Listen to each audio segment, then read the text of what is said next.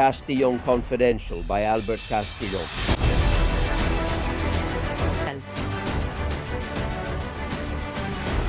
How are you, confidentials? Strength, honor, and onward. We're still here holding the line. This summer, especially the one in Ceuta, but all of them in general, it's curious that civil society defends Spain more than the Spanish government. It's something to think about. There are many politicians, citizens, and people on social media who are defending the sovereignty of the territory. The Spanish territory, I wish the king would do that. Yes, Felipe VI, the absent one, but things are what they are and we have to keep reporting. I plan to keep doing it as long as I can and as long as they let us. Look, let us tell you that the Sultan and the autocrat, that is Mohammed VI and Sánchez, need each other. With his Sánchez, the Sultan will get everything he wants and more. But the United States, and this is today's confidential news, has ordered Morocco to stop.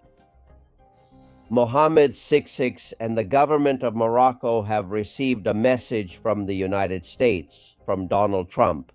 The fact is they can do whatever they want with Ceuta and Melilla. The Americans don't care. But Sánchez, he must step down from the presidency of the Spanish government now. The information we have is that Donald Trump doesn't want Sánchez to remain in power in our country in January 2027. And in this decision, the United States is supported by Israel. Both of them want Sánchez out of the Spanish government. They don't want him to stay, not giving Mohammed VI any leverage for personal interests to get whatever he wants from Spain. It's an exchange of favors between partner countries, friends. Morocco, Israel, and the United States are in the same boat. That's why the contents of Pegasus, which Morocco's intelligence obtained thanks to the Israeli company, have not been made public so as not to harm them. It's Morocco. However, in Israel, a Mossad unit is still investigating Sánchez and everyone around him, and they have information and corruption scandals to bring him down, but they don't want to use them just anyway, but rather during the election campaign. At critical moments when that information, allegedly major international corruption, could do him more harm. The invasion that happened in Ceuta on the 30th, we all know it was a rehearsal, a test, just like in 2021. Morocco is going to continue negotiating the political side with Sánchez. Morocco keeps insisting on the co-governance of the two autonomous cities between Spain and Morocco. And Israel and the United States support Morocco. In fact, Morocco is going to put sovereignty on the table, of Ceuta and Melilla on the table in Morocco's negotiations with the European Union. All kinds of negotiations, including agricultural or industrial exchanges, that will be a sine qua non condition. That they grant Morocco that co-governance over Ceuta and Melilla. I hope that no European country agrees, but anything is possible because Sánchez has many enemies in Europe. As I was saying, the Spanish identity of Ceuta and Melilla unfortunately doesn't matter to the United States and Israel. They only want to get rid of Sánchez. And they tell us they expected a stronger reaction from Spanish citizens after the invasion of nearly 100,000 Maghrebis. That invasion not only put the Spanish government to the test, but also the citizens of our country, those in Ceuta and the rest of Spain. Only that could make them change their attitude and defend the sovereignty of Ceuta and Melilla, to see that all of Spain in unison defends Ceuta and Melilla as what they are, Spanish cities. They hope that the Spanish people would wake up, organize a civil society, just like what happened during the Valencia flood, where hundreds of thousands went to help without anyone calling them. It's true, it's easier to get to Valencia than to cross the strait to reach Ceuta. but that flame is still burning. The flame of citizens who say enough and want to take strong action in the autonomous cities. It's also the biggest risk that Pedro Sánchez is taking. Pedro Sánchez isn't afraid of Morocco. He kneels before them, nor of the Popular Party. I'm sorry. He's afraid that free citizens will organize into protest groups and end up defending Spanish territory, something he doesn't do or order the military to do. The people of Ceuta and Melilla know that Sanchez is going to abandon them, that he won't send out the army to defend them if it happens again. Is he capable of signing a co-governance agreement with Morocco in exchange for them not revealing what they know about him? We don't need to start a revolution, that's not what we're saying, but we do need to put prevention measures in place for whatever might happen, whether it's now or in a few years. There are those who think that until after the 2030 World Cup, Morocco won't dare to make the final move and take Ceuta and Melilla, but the path is set and that's non-negotiable. Morocco wants to take over those places, and Spain, the United States, and Israel are allowing it. And whether that plan succeeds or not depends on us, on the reaction of Spanish society.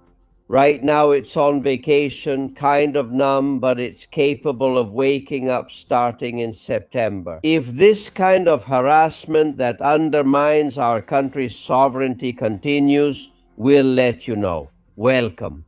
Get ready, because the first guest has the insight to understand what's going to happen in Ceuta and Melilla. The best expert in security and immigration in this country, Ruben Pulido. In a minute, we investigate. Organized and ready when needed.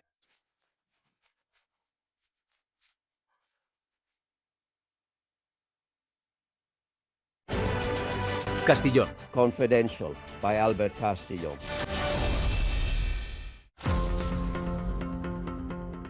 Gentlemen, what happened in Ceuta is not over. They already want to ease the tension for us not to talk about it, to make it seem like it's a done deal. They've even said, Marlaska, that these are things that happen. Well, they take us for fools, but that's not the first time. The jihadists expelled from Spain have come back in.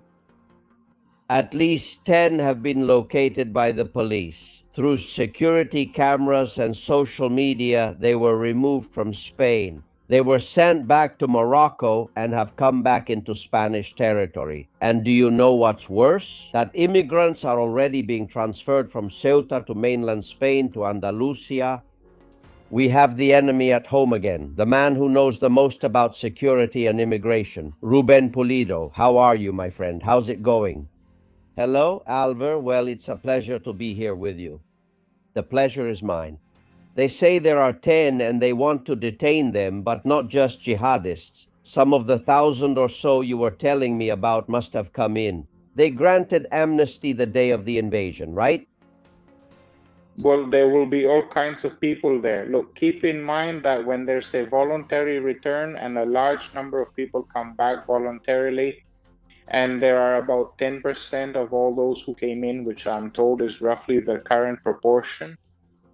That is, if about 70,000 or 80,000 came in, then 10%, somewhere between 7,000 and 8,000, are still there. That's a different matter. It's what the government tells us, or what certain media outlets might say. But that's the reality. They're spread throughout the whole city. There are places where they hide better, like neighborhoods such as El Príncipe or other areas in Ceuta. And then there are all the areas around Ceuta where there are many rugged areas, many places where all these groups can easily hide. And others are wandering directly throughout the entire autonomous city without any job or purpose, disobeying any instructions from the Spain security forces, and they show a bit of that rebellious attitude of not wanting to return voluntarily. What's there? That's the question, right? Well, we've already received news that about 10 jihadists who had been expelled from Spain have been detected. I also wonder if Morocco is a strategic partner, a loyal partner, and all that. Why did they let those jihadists who were returned go free? And how did they end up again on Spanish territory taking advantage of a situation like this? right? So when we send jihadists back to Morocco, Morocco lets them go free. Because if Morocco lets them go free, maybe it's better for them to stay in our prisons, right? Because if they return, something terrible might happen here in Spain.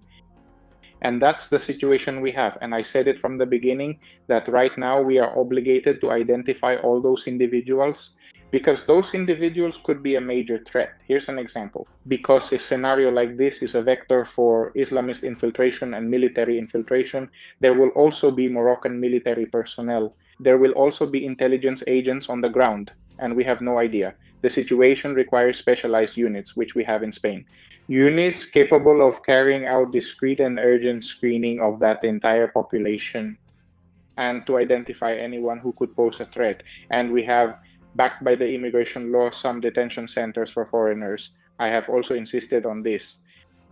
We have, for example, one in Algeciras, very close to Ceuta, which is currently at 10% occupancy. In other words, we have 90% of the capacity available. And those detention centers for foreigners are not CATES, they are not temporary care centers, nor are they SETI temporary stay centers. We are not talking about detention centers for foreigners. We are talking about secure confinement.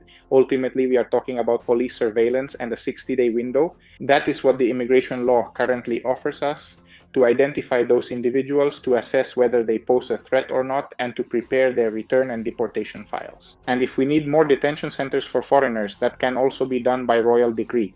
The government knows very well what a decree is. Certain military barracks can also be adapted as detention centers for foreigners. This is done for accommodation purposes. In the Canary Islands, we have a great example. Well, let it be done for detention centers for foreigners. It can be done. That detention period can even be extended.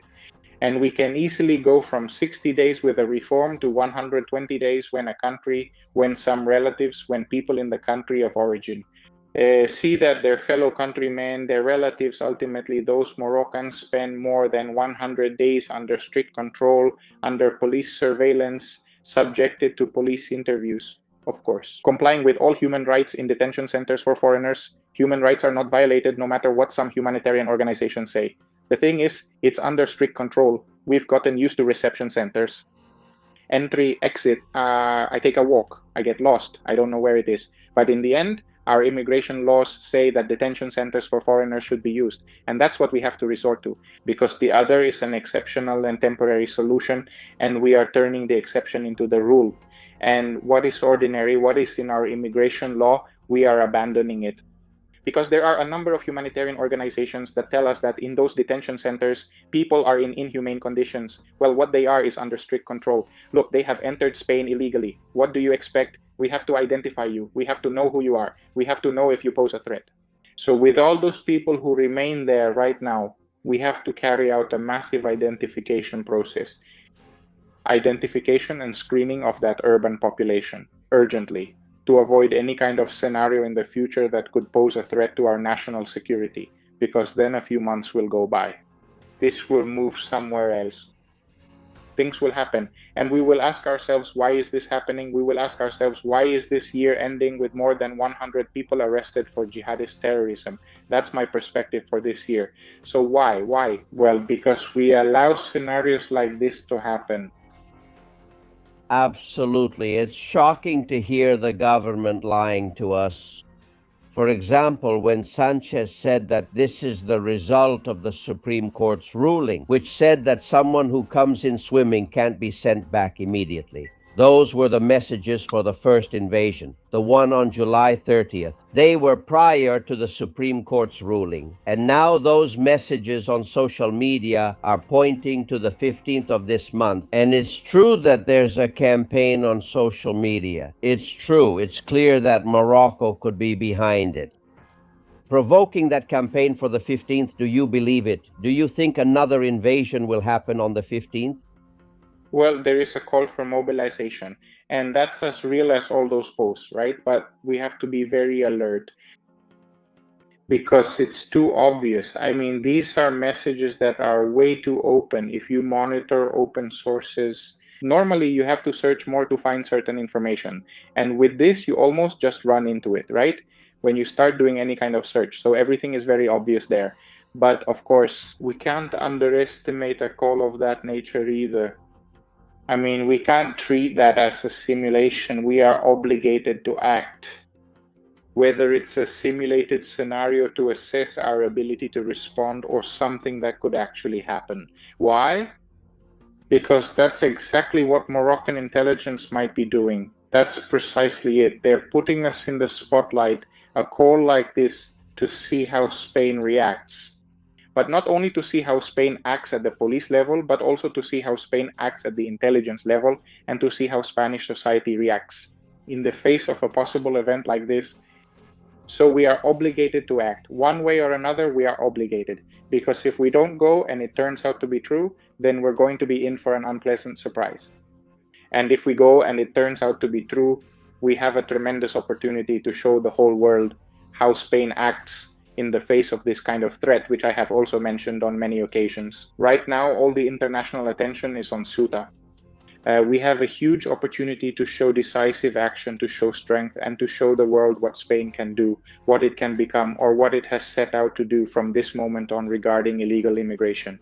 We have to take advantage of this spotlight so that people can see that Spain is not a country you can just enter here and stay indefinitely. That's why I mentioned immigrant detention centers. All these actions, everything I'm saying, it shows the world an image we all want to project. And now the government has the opportunity to do it. However, the government is leaving us worse off than ever because nothing is being done. No actions are being taken. So about August 15th, well, let's see. It looks more like it's a simulated issue than a real one, but we can't rule out that it could actually be real, or maybe they want all the efforts to focus on August 15th so that afterwards, once August 15th has passed, to surprise us, right? And that's where Spain should be prepared. Because in a situation like that, with what happened in Abu Rio, I insist, the thing is, we have 150,000 officers in the state security forces, more than 150,000 if I'm not mistaken. The numbers. The thing is, we have many units, and let me tell you something. When you see it, there are many who would gladly go to Ceuta, because I have many of them, and they would go to Ceuta to try to help, to lend a hand, to identify, to protect the border fence, a border fence that needs to be urgently reviewed as well, because we have a large population, sub-Saharan, quite large, on the other side, that still hasn't entered Ceuta, that wants to enter Ceuta, who are sheltered between the area of Beliones, Mount Musa, and many who are approaching the fence through routes by land, deeper inside Morocco, and there a mass of people, close to 1,000, is going to gather. Sub-Saharan people who at the moment they want to go to enter Spain, and if they all do it at once, that border fence can't withstand a flood of immigration like this. The border fence in Melilla, yes, it could withstand it. But the border fence in Ceuta is very deteriorated, and the agents have been reporting this for a long time. We have to be thankful that all that mass of people hasn't gone against that border fence, because it would have. There would have been a tragedy of great magnitude. Considerable, right? Are you in the military, Ruben, and do you have a soldier's spirit? And there are many, there are the regulars, the legionnaires, there are many near Ceuta. They have received the order to leave the streets so they are not seen. And when they were in the streets, there were few of them and they were forbidden to act. What do you hear from those soldiers? Because really, watching them invade your country and being forbidden to leave the barracks is terrible. And it happened, right? Yes, let's see. They have a deep sense of service, but they also feel a great indignation. On top of that, seeing that right now, well, like you said, they're being pulled back. They're being told not to do that anymore, not to carry it out anymore. Or rather, those conversations they have with this population so that they return voluntarily, but rather in some way just carry out regular surveillance when they're ordered to, but not much more. And if it's necessary, help in any kind of scenario will be requested from them, but the active role they used to have, they don't have it anymore.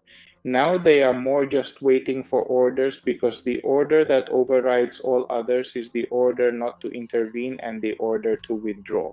So obviously they don't understand it, because a situation like this actually requires the complete opposite. Their military, those members of the armed forces, should be on the ground, helping and trying to prevent any outbreak of violence or any kind of complicated situation. So that's what they tell me. They also thank all of us for how we've been handling the situation, those of us who have dealt with it in a reasonably decent way. They are very grateful for the support they've been given and for how it's been understood that they were following direct orders. But at the same time, they feel that indignation, seeing how they're not really useful for much else anymore, to put it mildly. That's intense. Ruben, we're in a hybrid war, they say, and we're living through it. There are those who claim that during the invasion, Moroccan intelligence was also able to tap some of those. I think there are 6 cables that go from Ceuta to the peninsula, and they don't just carry electricity, but also telecommunications, digital transmissions, fiber optics. We are facing the risk that they might tap or cut our communications between Ceuta and the peninsula. That hybrid war is being used disguised as an invasion of immigrants. Look, hybrid warfare and a hybrid threat are something we absolutely face with Morocco.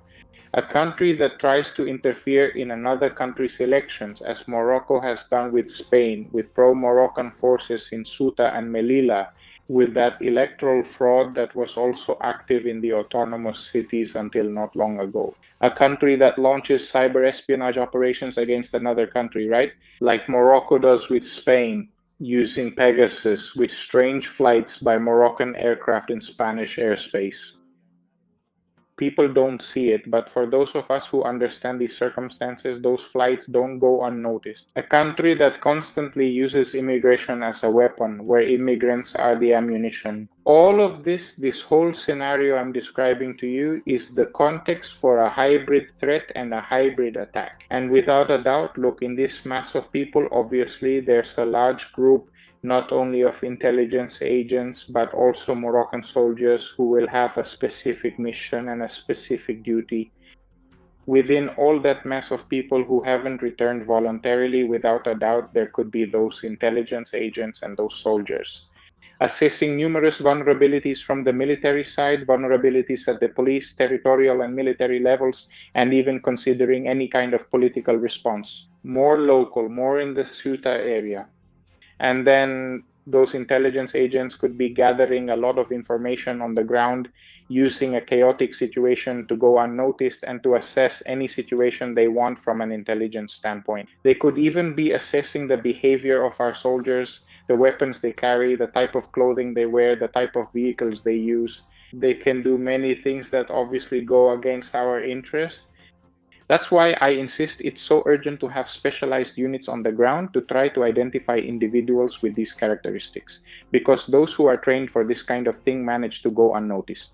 He manages to go unnoticed, manages to blend in with the population, manages to find through fraudulent documents a relative who will vouch that he has been there for months. That is to say, in the intelligence environment, it ultimately also requires all those shields, and they know how to use those shields. And no, don't have any kind of doubt that in Ceuta, aside from whatever might have entered at this time, there were Moroccan intelligence agents on the ground. What happens is that, of course, the Spanish authorities aren't stupid either, right? Let's not kid ourselves because of everything that's coming out now about the CNI having issued warnings. No. We have some of the best intelligence services in the world. So it's possible that those intelligence services were monitoring certain individuals in Ceuta. But now, after this situation, it's urgent to deploy those specialized police units. That's exactly why, to identify, if possible, other individuals who may have used this situation as a means of infiltration. And it's urgent to have them identified, and it's urgent to know what they're doing. Of course, you were telling me about flights. Tell me about those flights. What are we talking about? Aircraft, Moroccan drones? We're talking about, look, when the invasion of Ceuta was happening, and later when night fell, the incidents that occurred in Melilla, Morocco, responded to this with a military reaction. That is, Morocco responded to this in a way that shows preparation for any kind of response or the strengthening of certain actions. I was able to see, and I published this in La Gaceta yesterday, I was able to see at least 6 aircraft circling Tetuan and Nador. We're talking about the two areas closest to autonomous cities. Military planes, flying circuits, even Hercules transport planes, which can carry a considerable load inside. So all those flights, all that coordination of military flights was happening at the same time our country was being invaded.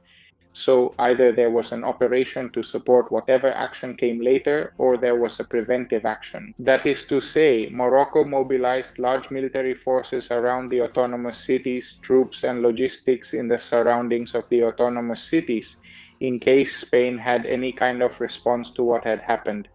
Ultimately, all this shows there was a strategy that wasn't the work of any criminal organization, despite what they wanted us to believe. But rather, it corresponds to a state strategy, a military strategy, a situation where there is a general staff that has the capacity to mobilize tens of thousands of Moroccans. Because I've spent a long time, as you know, studying these criminal networks, these human traffickers, and that capacity for mobilization is not something traffickers or those criminal human trafficking organizations have.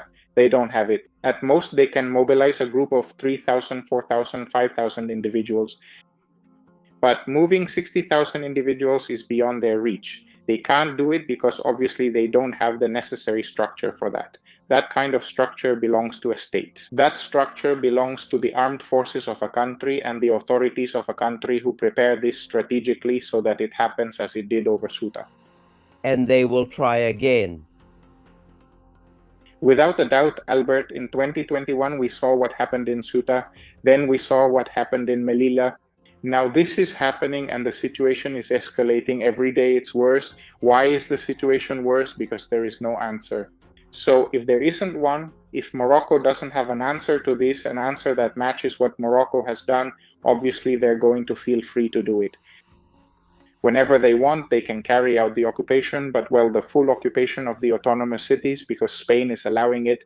Because Spain, in the face of any incident that mimics or tests that occupation scenario, Spain is doing nothing.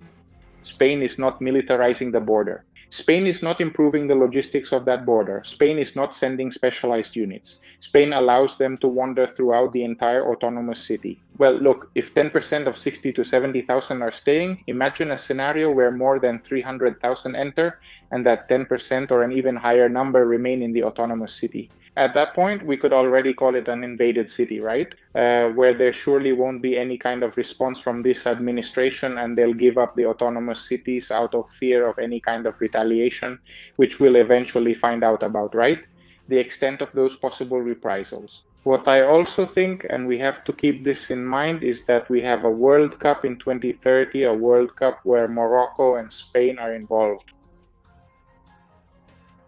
I think this action by Morocco is obviously hostile, to say the least, and they are assessing Spain's entire response capability. But I think for now and until 2030, it's going to stay here.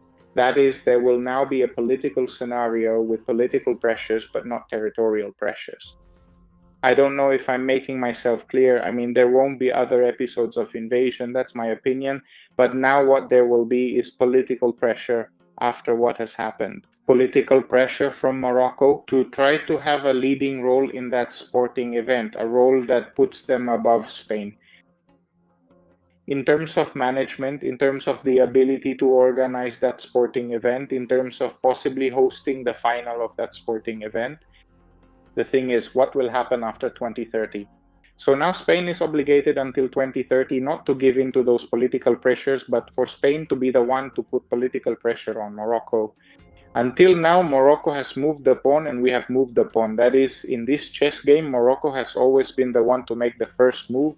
Now is when we have to know how to take advantage of that move, that moment to say, look, now we're going to send you the message we need to send you, right? Because they have that opportunity, because Morocco is not going to respond right now to an attack or to the kind of attack that the situation requires. Because they don't want to risk that 2030 World Cup, that sporting event. I wish we had a government that did half of the things you've suggested, Ruben. I really do. There's no intention here. We know there's blackmail and our hands are tied. The government's hands are tied to act, but we have to stay vigilant. It's always a pleasure to talk with you. No vacations, but here we are. A big hug, my friend. Here we are. Thank you, Ruben. Spain comes before everything. Yes, sir. Hugs.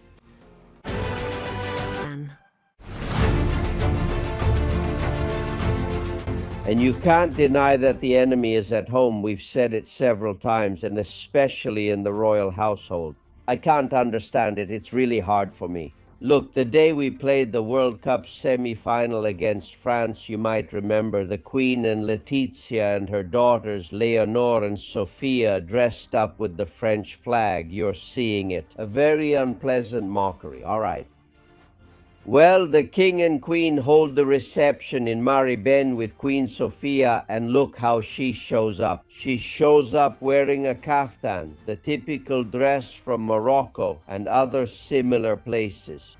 I understand that it's not Queen Sophia's fault, who is of a certain age and has put up with a lot, but it's about her advisors. No one can tell her, look, this isn't the best time to dress in Arab clothing with everything that's going on. No one can point that out to her.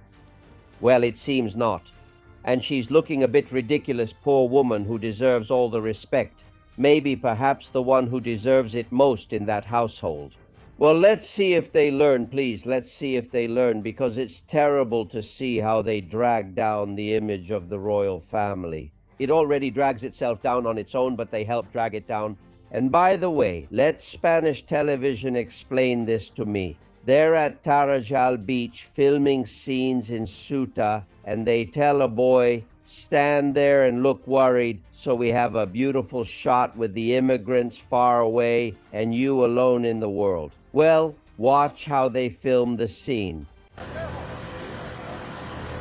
There's the boy. Then they tell him, that's it, you can move now. And he goes straight to the cameras. Someone at Spanish television should explain to us if they do these kinds of stage shots very often. I'll leave it at that. In any case, it would be the least serious bit of manipulation Spanish television engages in, knowing them. Well, we have opinions. Let's listen to Guerrero, Fernandez, and Sofia. Let's see if all this about Ceuta, this invasion has been organized, if they've brought young people from all over Morocco, brought them to the border, and then opened the border. Who is the one who opens and closes the border? This is just obvious. It's common sense. This is very clear. Who is it? Who is it? And who's behind it? And Pedro knew it too. Pedro knew it.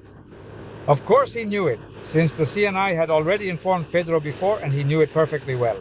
And he allowed them to invade Ceuta, because he has to keep quiet, because the other guy has him by the balls. I fully believe there could be another invasion of Spain on August 15th, and I think we're not aware, neither ordinary people nor the Inquisition behind this disastrous government, of the consequences that could result.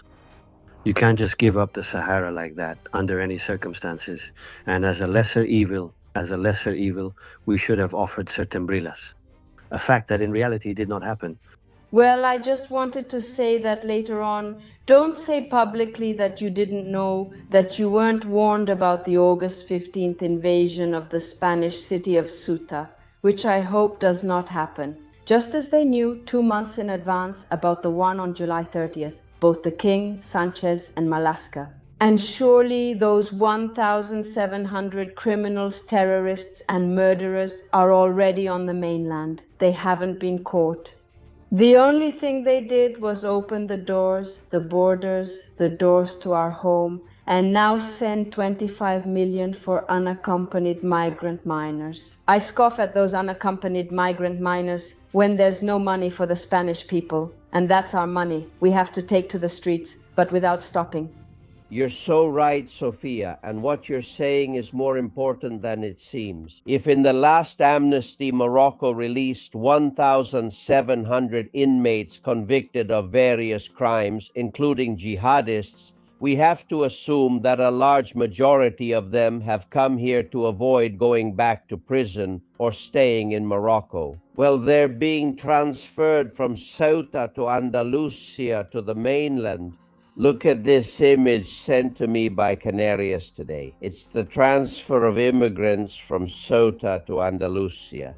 How do we know they're not part of them? Most of them have torn up or burned their documents, their passports, so they can't be identified, and if they have a criminal record, even more so, right? By the way, the forces in Tetuan have caught 25 Moroccan scapegoats and say they're the ones who incited the invasion. And the Tetuan prosecutor's office is going after them and is going to formally charge them. They've indicted 25. That is, they've picked up 25 young men and women who are active on social media and, of course, supposedly incited things. But who opened the border? Who told the Moroccan police, let them through? Who was opening the truck cabs? We've seen countless videos, and they were accompanying the young people. It was an order from the Moroccan government, so don't lie to us now by saying this is just about 25 kids from Tetuan. The Moroccan government, gentlemen, is the one that provoked this new invasion and will continue to do so until, if we don't stop it, they take the Spanish territory of Ceuta and Melilla. Well, I have more. Sánchez and the king are the main subjects of many messages. Let's hear from Mabel, Mar, and Maria. Well, I wanted to tell you, let's see, application of functions, illegal, illegitimate, squatter. In all these years, he hasn't governed. He hasn't had a budget since day one, but he has all the advantages of a ruler. He shouldn't be able to grant pardons or make laws behind closed doors and on an emergency basis. He doesn't have the legitimacy for that, since he's not governing. We have to kick him out like the criminal, mobster, and traitor that he is. I can't believe it. How is it possible that the opposition, which we're all paying for with our money, has allowed a president whose phone is being held by the Moroccans to be blackmailed? It was time for him to step down immediately. You can't allow a president who can be blackmailed to keep running a country.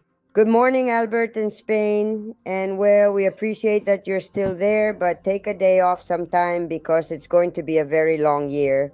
I'm listening to the show like I do every day. I'm getting outraged. They're saying that Pedro o Pero, Maduro Sanchez doesn't let the king go anywhere.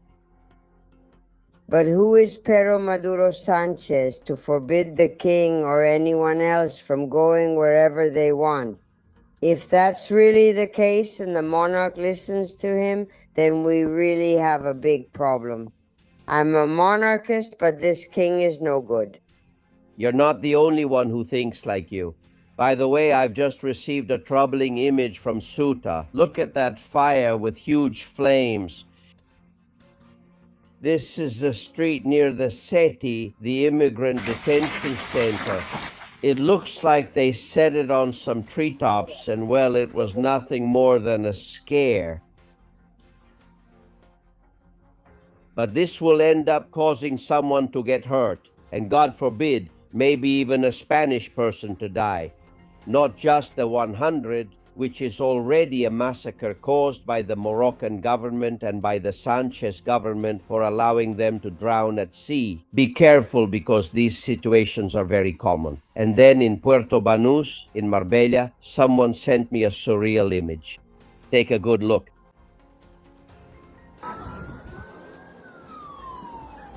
This is Puerto Banús. A person of Maghrebi origin jumps into the sea, into the port, right next to the boats. He's holding his phone above the water, and the reason people get scared is because he starts shouting, Allahu Akbar, God is great, and something like, I have a bomb.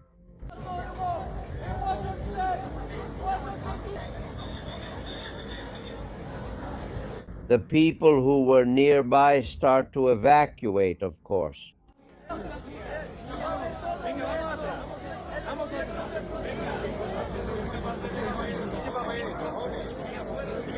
This man is right when he says, what are you doing here? What is there to see? Yes, but they called the police, cordoned off the area. He didn't have any explosives and nothing else is known, but he really disrupted restaurants and businesses for several hours in Puerto Banús. Frank sent this to me. Thank you very much, Frank. You guys are on alert with your phones, and every time something happens, we get the video here.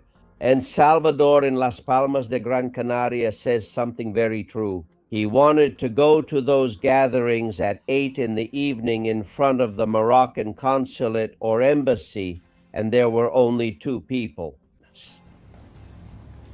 Hello, Albert. This from the Canary Islands, Las Palmas de Gran Canaria, is shameful. So much soccer, so much talk about Spain, they don't realize that the islands can also be invaded. But there you have it. 8:20 in the evening and there's not a soul. We only see 2 people and I'm ashamed. I'm ashamed to be Canarian. Anyway, greetings, and this is the misery we have here in the Canary Islands.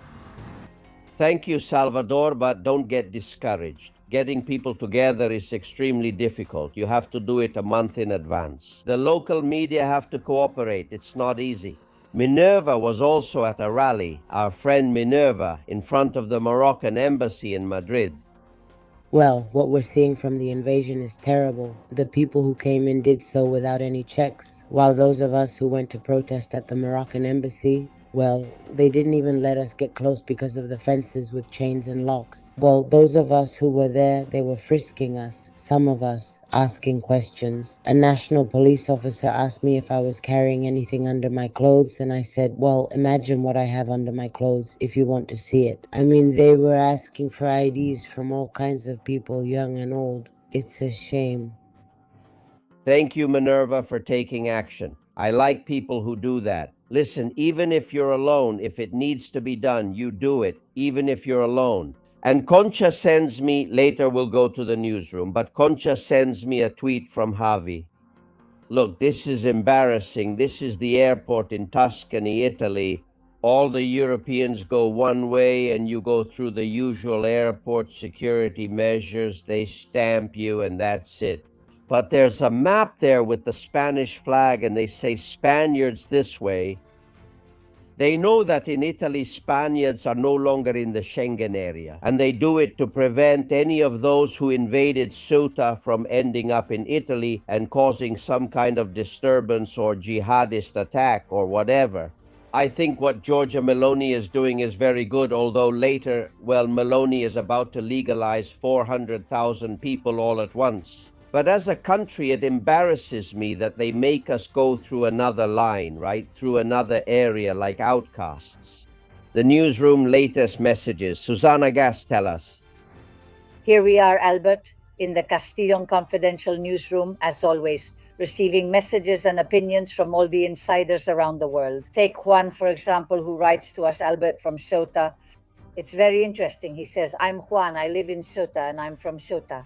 This is chaos, Albert Castillon. Not 2,000, not 5,000. There are about 15,000 invaders left here or even more. People on the mainland don't know what's happening here. They canceled the fair for us one day before it was supposed to start. You can't go to the beaches because they're full of invaders, and the children's parks are where they sleep, so they're full of filth. They're rationing our basic foods, such as bread, eggs, and yogurt, because some groups of Ceuta's Muslim population have formed to collect funds and support these invaders. And meanwhile, many of them are buying large bottles of beer and walking all over the city. It's scary. Monica says that by now the army should have already been at the border since yesterday. Everything you're explaining makes us feel so helpless.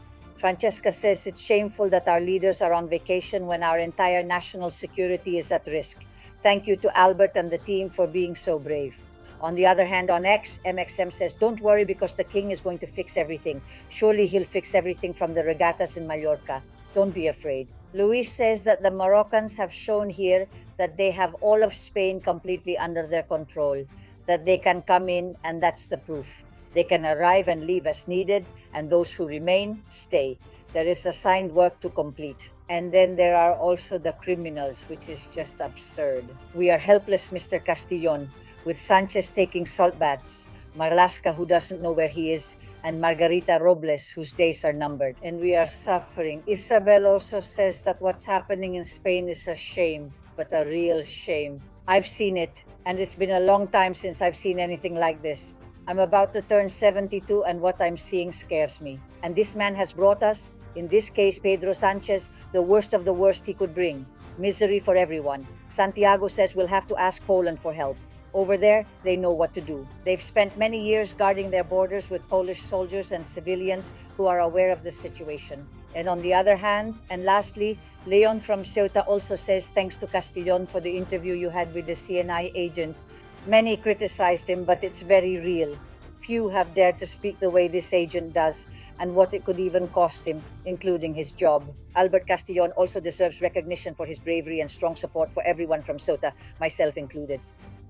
You are admirable. We're going to leave it here, and it's important that you keep following us on all our channels so that, as we always say here, you can stay well informed. Completely trustworthy.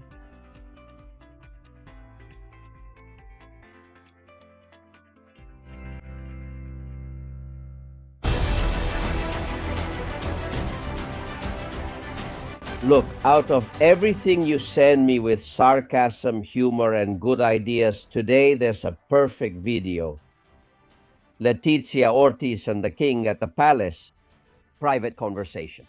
Conchi sent it. You're going to love it. What are you looking for? My uniform. Heading to Ceuta to help.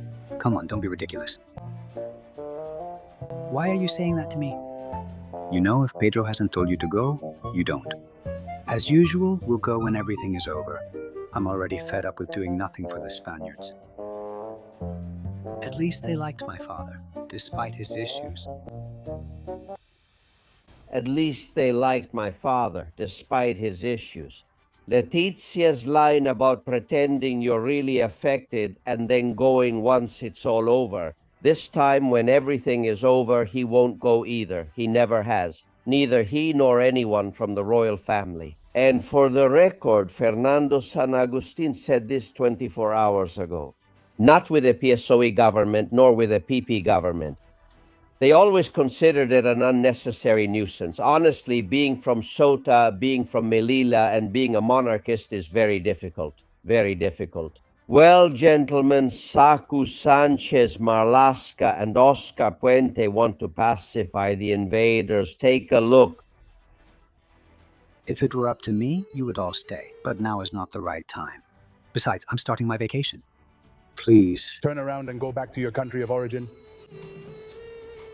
Marlaska, we need a translator. Relax, Pedro. I have the perfect candidate. Come on. EU. Way out. Over there to the coast. Ow. Exactly. Oh, the exit. Ow, ow. If they let us stay. No. On the contrary, you can't stay here. Oscar Puente has lost his command of the language. He no longer has the jungle accent. He lost the jungle accent, Oscar Puente. He's no longer the same Oscar Boutan as before. Well, images Mohammed sends me of himself drinking in Paris while all this is happening.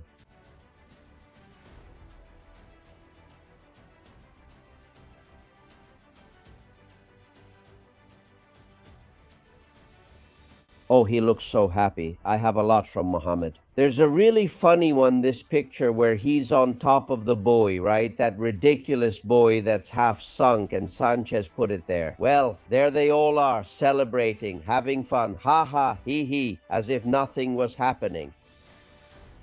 And this picture that Conchi also sent me, really funny. There the puppet is the king, and he's perfectly controlled from above by Sanchez and Letizia, among others. Well, there's a lot to talk about, and one last video that I really liked. Votes and manipulating the elections is the goal of this government. Marlaska and Sanchez surely had a conversation like this one day.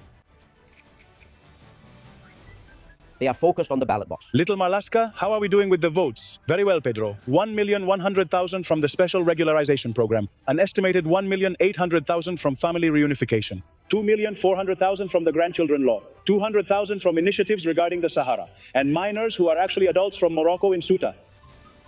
7,000 from taking in minors from Ceuta. Perfect. I get 7 million. We get to stay in charge in Spain for life. 7 million. That's a lot. Of course, with this, we win every election. No one can stop us. Deal. Let's go for it. Oh, gentlemen, what do you think? You think it isn't true? Just wait and see. I wish I could assure you that in a year from now, when it's time for elections, this will be over. I don't think that's the case. We'll tell you more tomorrow. I want you here in the trench. Happy summer. We'll spend it together. And by the way, for those who are worried, I get messages saying I should take a vacation.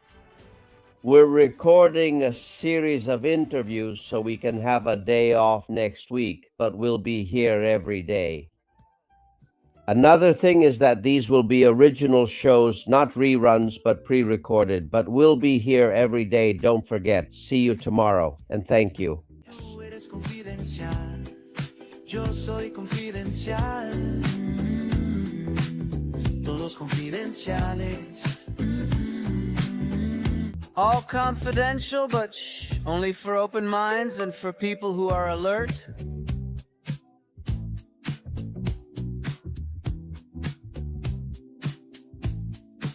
From the Castillon confidential trench, from Albert Castillon, from going out there, here freedom has wings of wax. Albert Castillon, Susana Gach.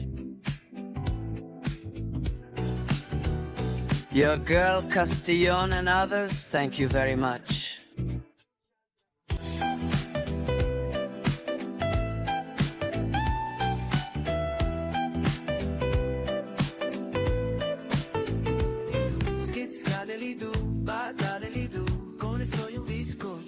Hasta mañana. Subscribe.